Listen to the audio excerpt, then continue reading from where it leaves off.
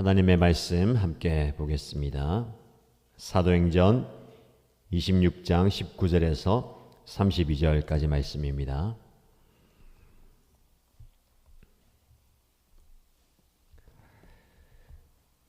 오늘 저와 여러분들에게 주시는 하나님의 말씀은 사도행전 26장 19절에서 32절까지 말씀입니다. 함께 읽겠습니다.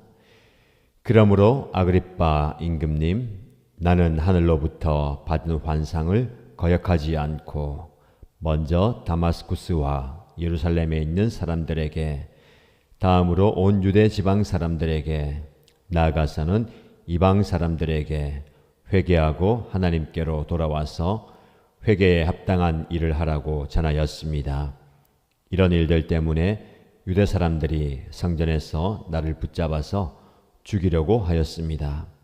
그러나 내가 이날까지 하나님의 도우심을 받아서 낮은 사람에게나 높은 사람에게나 이렇게 서서 증언하고 있는데, 예언자들과 모세가 장차 그렇게 되리라고 한 것밖에는 말한 것이 없습니다.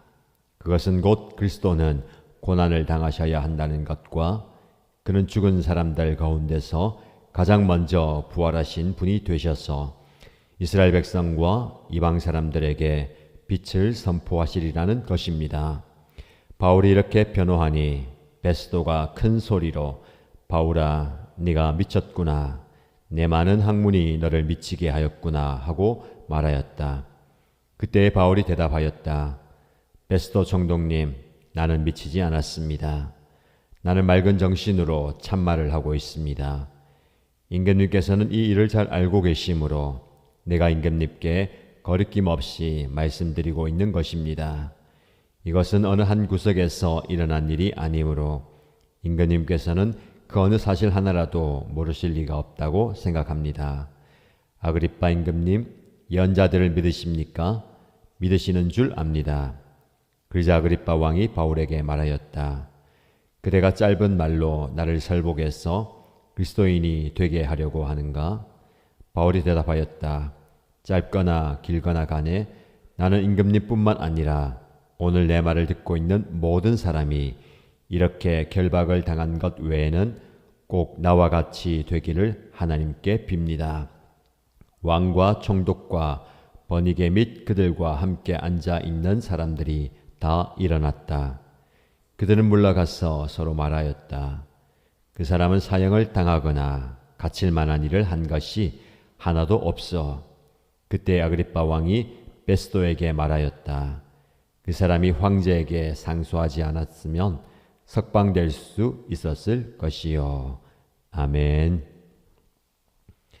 성령의 은혜가 충만한 수요일입니다. 오늘도 말씀을 통해서 풍성한 은혜 그리고 넘치는 하나님의 능력을 경험하시기를 축복합니다. 바울이 아그리빠 임금에게 자신을 변호하죠. 자신이 결백하다라는 것을 변호할 뿐만 아니라 자신의 회심의 이야기 그리고 복음을 전합니다. 이것을 보면 바울은 언제나 어디서나 복음을 전하는 것을 사명으로 여기고 그 기회를 놓치지 않습니다. 말씀이 우리에게 전하여 주는 것처럼 우리도 언제나 어디서나 누구에게나 복음을 전할 준비를 해야 됩니다.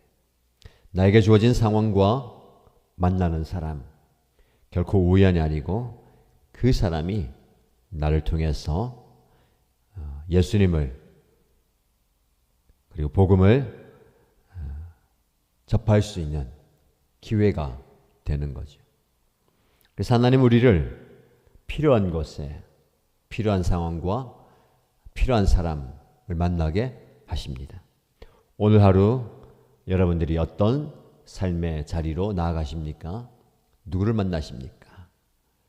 그를 만날 때에 하나님이 나를 이 사람에게 보내게 하시고 이 상황 가운데 나를 보내셨다라는 생각을 가지고 살아가시길 바랍니다. 바울은 자신이 이렇게 복음을 전하는 것이 하늘로부터 받은 사명이다 라고 이야기합니다. 19절 말씀에 아그리빠 임금님, 나는 하늘로부터 받은 환상을 거역하지 않고, 사울아 사울아 어찌하여 네가 나를 핍박하느냐 박해하느냐 라는 주님의 음성을 듣고 환상을 보게 되죠.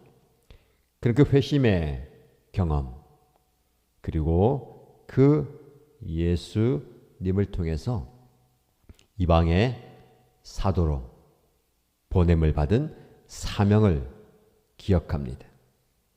네, 그 사명을 하늘로부터 받은 사명이라고 얘기하죠. 그리고 그 사명을 거역하지 않고 그는 가는 곳마다 복음을 전하였다. 회개하고 하나님께 돌아와서 합당한 회개의 열매를 맺으라 라고 전하였다라고 얘기합니다. 거역할 수 없는 사명, 하늘로부터 받은 사명이 바울에게 있습니다. 저와 여러분에게도 이런 사명이 있길 바랍니다. 하늘로부터 받은 사명. 내가 원해서가 아니고, 내가 하고 싶은 것이 아니고, 내가 바라는 것이 아닙니다. 하늘로부터 받은 사명. 그리고 거역할 수 없는, 거부할 수 없는 사명이죠. 그 사명이 바울을 여기까지 이끌고 있습니다. 그리고 로마에까지 이끌어 갈 겁니다. 우리에게도 거부할 수 없는, 거역할 수 없는 하늘로부터 내리는 사명이 있기를 축복합니다. 그런 이 사명을 감당하기에 여러 가지 상황과 환경 속에서 힘들어도 하나님의 도우심을 받아서 여기까지 왔다라고 얘기합니다. 22절 말씀에 그러나 내가 이날까지 하나님의 도움을 받아서 낮은 사람에게나 높은 사람에게나 이렇게 서서 증언하고 있습니다. 자신이 하늘로부터 받은 사명이 무엇입니까? 주 예수 그리스도의 은혜의 복음을 증언하는 것, 이것이 그의 사명이었죠. 이 사명은 내 힘으로 감당하는 것이 아닙니다. 내 능력으로 감당하는 것이 아니고 하나님의 도움을 받아서 여기까지 오는 겁니다. 우리의 고백이죠. 하나님의 도우심을 받아서 지금 여기까지 왔습니다. 또한 내 삶의 상황 가운데 하나님의 도우심이 필요합니다. 함께 기도하십시다. 하나님의 도우심이 필요합니다. 왜 우리가 새벽에 기도하고 저녁에 기도하고 계속해서 시간을 내어서 예배당에 와서 교회에 와서 자신의 삶의 자리에서 무릎을 꿇고 기도합니까? 하나님의 도우심을 구하는 거예요. 바울의 전도 여행의 여정을 보십시오. 어느 순간, 어느 상황 하나님의 도우심이 없었던 적이 없습니다. 지금 이 순간에도 하나님은 그를 돕고 계시죠. 사람을 보내서 상황과 환경을 조정시키고 초자연적인 역사를 통해서 하나님의 도우심, 다른 말로 하나님의 개입입니다. 우리 인생 가운데 하나님의 개입이 있습니다. 때로는 알지 못한 상황 가운데, 때로는 확실히 보이는 상황 가운데 누군가를 통해서 하나님의 도우심을 받는 거죠. 오늘 하루도 여러분 하나님의 도우심을 간구하십시오. 지혜를 구하시고 능력을 구하시고 감당할 수 있는 힘을 구하시고 내 힘으로 할 수 없는 그 상황 속에서 하나님 역사하여 주옵소서. 성령님 역사하여 달라고 능력을 간구하시기 바랍니다. 하나님께서 도와주실 것입니다. 그가 전하는 것이 무엇입니까? 다른 것 아닙니다.